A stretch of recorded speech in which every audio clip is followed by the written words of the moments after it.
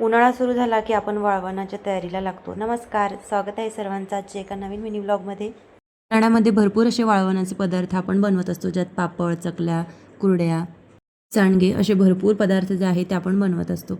त्यातलाच एक म्हणजे चिंचेचा गोळासुद्धा आपण वर्षभर टिकणारा असा बनवून ठेवतो.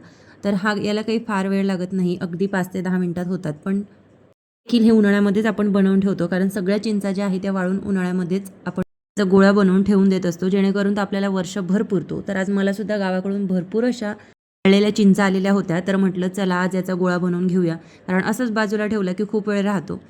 पण सगळ्या चिंचा फोडून घेतल्या आणि त्यानंतर त्याच्यामध्ये मीठ घातलं आणि छान असा त्याचा गोळा तयार करून घेतला. आणि 1 ते 2 दिवस मी त्याला उन्हामध्ये ठेवणार आहे, जेणेकरून तो व्यवस्थित वाळेल आणि वर्षभर घरामध्ये छान राहील. त्यानंतर मग संध्याकाळ झालेली होती आणि संध्याकाळी माझ्या मुलीने दिवा वगैरे देवाजवळ लावलेला होता. त्यानंतर तिची नित्यसेवा संध्याकाळची चालली होती.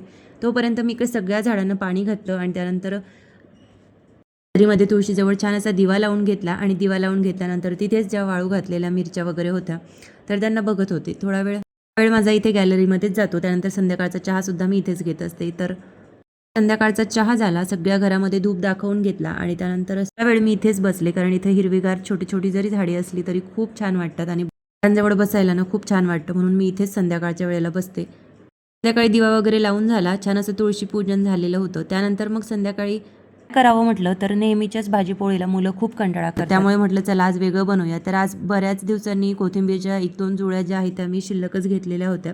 तर 1-2 जुळ्या मी छान अशा वाळू घातल्या आणि त्यानंतर मग 2 जुळ्या धुवून स्वच्छ वाळू घातल्या. त्यानंतर त्याला छान बारीक चिरून घेतला आणि त्यानंतर त्याच्यामध्ये थोडं मीठ, थोडं खट आणि आणखीन काही मसाले घातले, जसं की ओवा आणि बरेच काही पदार्थ, आणि ते सगळं एकत्रित करून तसं छान असं करून घेतलं. आणि त्याच्यामध्ये जेवढं लागेल तेवढंच पाणी घेतलं. परत थोडे तीळ, थोडी हळद घातली आणि त्यानंतर ते सगळे एकत्रित करून त्याचे छान असे रोल बनवून घेतले आणि सगळे रोल एका स्टीलच्या चाळणीमध्ये मी ठेवून घेतले. आता चाळणीला सुद्धा थोडं तेल लावून घेतलं करून रोल खाली चिकटणार नाही. आणि त्यानंतर छान असे गोल रोल त्याचे बनवले आणि त्याला वरून तीळ लावले, कारण तीळ लावल्यानंतर ते छान असे होतात, म्हणून वरच्या बाजूने मी छान असे तीळ टाकून घेतले. आणि त्यानंतर एका कढईमध्ये थोडं पाणी टाकलं दिली आणि त्यानंतर त्याच्यामध्ये ही चाळणी ठेवून घेतली आणि त्याच्यावरती झाकण ठेवलं.